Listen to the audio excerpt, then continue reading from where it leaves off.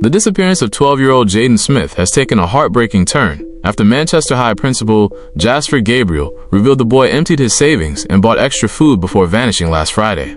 Speaking on Nationwide at 5, Mr. Gabriel confirmed that Jayden, who was of dark complexion, slim build, and about 5 feet tall, took all his money with him when he disappeared from the school's Mandeville campus while wearing his khaki uniform and brown shoes. That sounds like he was preparing himself not to go home. Clearly, that we can conclude for sure. We were saying today that, and he's part of the cadet unit as well, but boy, his survival skills are excellent because he has been seen at so many different places. And yesterday, the distance that he ran, when I checked that has to be somebody with a lot of energy still. He had extra money as well, so his guardian would have said that he took out his savings as well, and that was against the plan that they had for the savings that he had. So clearly he had a plan, but nobody knew. The young student from Wales in Newport, Manchester, was reportedly last seen with friends at a Mandeville restaurant, and disturbing camera footage shows him leaving with an extra bag of food. The community's anxiety was slightly eased, however, when Mr. Gabriel reported that a school staff member saw a boy believed to be Jayden on Wesley Road on Wednesday night, still in his school uniform but carrying a separate bag. Authorities are urging anyone with information to come forward as the search intensified. Was the staff member able to say what he was wearing, how he was attired at the time when she saw him? Yes, ma'am. She gave a very, because I was about 20 minutes away, so I would have rushed as I got there. They couldn't see him again, but she saw him in his same uniform as posted in the picture, school uniform, shirt tucked in just the same, knapsack on his back.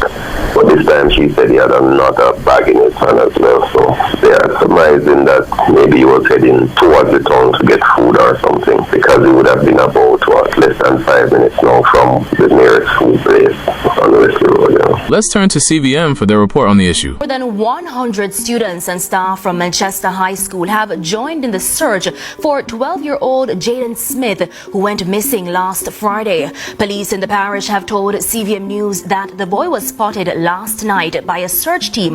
However, he ran away. Students, teachers, community members and law enforcement have joined forces trying to locate the young boy. Our news team spoke with principal of the Manchester High School, Jasford, Gabriel, a short while ago. Conclusively, based on who I spoke with, Jayden was seen along this Wesley Road area here last night. When they raised the alarm, he started to run. One of my staff workers at school saw him, and she said that she had gotten some help from one of the male persons that was on the road that was going in the other direction. They could have held on to him, but by the time they could have done anything, he disappeared somewhere in the area. And so the positive we take from that is that he's alive. We are happy for that, and we think we are getting closer and closer to having a breakthrough. And so we are combing the area with a number of eyes, as we have said, and the expectation is that we will find him. We want to see him and grab him, and then we will take it from there. CVM's correspondent in the parish, Orlando White, is on location and now joins us live with the latest. Orlando, where are you now and what's happening on the ground? We're along the path of the Wesley Road. That vicinity is where eyewitnesses claim to have seen Jayden yesterday evening, and they attempted, of course, to apprehend him or to call him. He ran. That's what I was told, and that's what the theory of the principal, who also updated me recently. As it is now, we have police officers and members of the school community presently searching areas that seem abandoned and areas where he, might have been or has a potential to be, a hideout spot for him. So, Orlando, what's the mood among the search team, given that the young boy was seen last night, Jayden was seen last night? Well, one of the most important things is that persons are happy that he is at least alive, and that we are closer to, locating him. And so persons, what we are doing now is coordinating the area. We have the support of drone operators, so we have some drone support here.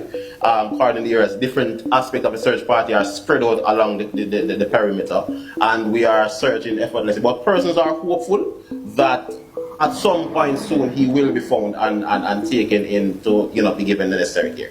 And just before you go, Orlando, what have you been hearing on the ground in terms of why, Jayden would have even run away after the search party found him last night? What are you hearing from residents? We're hearing a lot of mixed messages and mixed signals. Predominantly, we would have seen, concerns of his confidence in where he is and where he's living. And whatever the incident that took place, where his aunt told us the story of he and his cousin playing and, fractured a leg. And, we wonder if there is some guilt happening there. And so he's probably fearful of coming home. So that is the conversation amongst persons on the grounds in the streets. That's what we're picking up. And persons are just concerned for him and hopeful that, we'll find him and he'll be okay.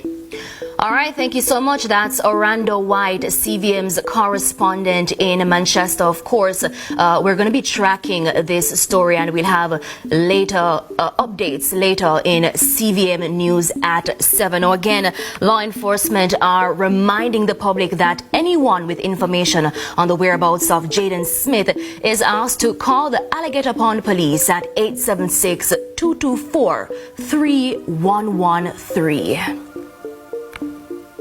And girl, real quick before I leave, before I go back, I'm on break from work, real quick. This thing about Jayden, the little 11 or 12-year-old boy that is missing in Jamaica, I've been thinking about it.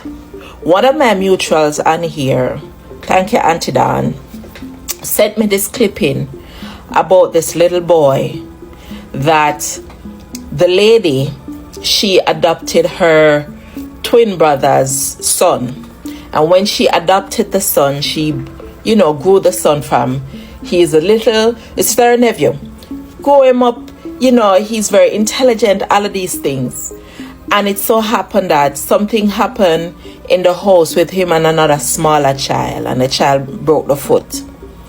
And the day after the child broke the foot, the little boy is missing. Everybody is blaming the mother. Well, I won't say everybody, but most of the stories that I'm seeing on my timeline is that they're blaming the mother, not the biological mother. They're blaming the aunt, who is the caregiver for the little boy, to say she did something to him and she did something to the body. That's why they can't find the little boy. No, I don't know what she did. I don't know what's happening.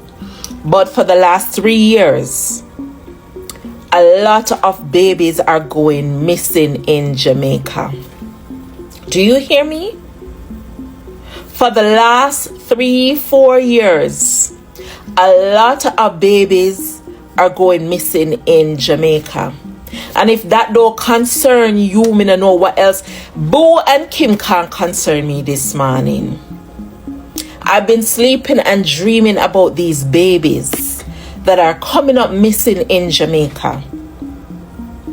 And I can't help feeling that there is a link to all of these churches that are cults in the background, because there are so many cults going on there now that it is amazing.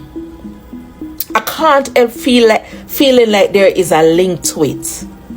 And I'm saying something else needs to be done. You know why? Because there's more deportation going on.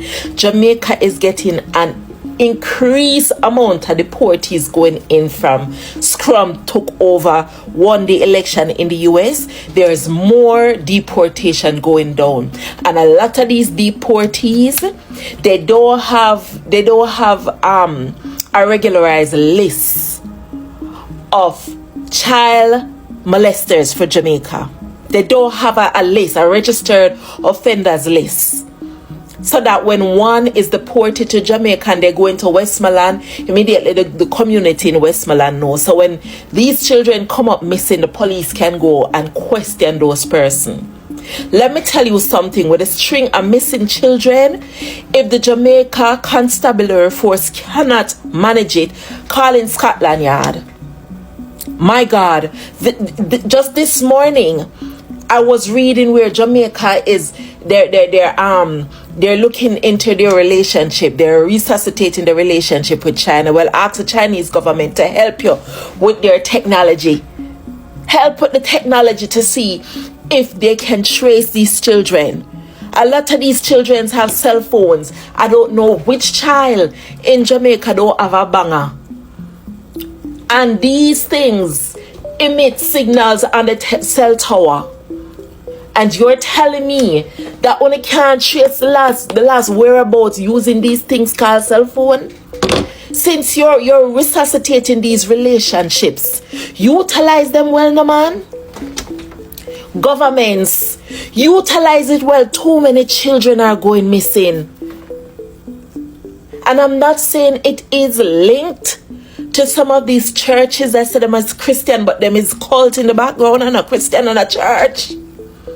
I'm not saying it is linked, but there is a strong possibility because of things that is happening. There's a strong possibility because an increase in these deportees, and we are seeing an increase in this crime with these children that are going missing. Maybe me an idiot, but as a mother, every time I hear it, my belly bottom cramp. It hurt me because it could be my child. No, me need people to come off from my timeline and stop talking about this old man and this young girl. And start talk about what they can do to stop these children, these babies going missing. Jesus.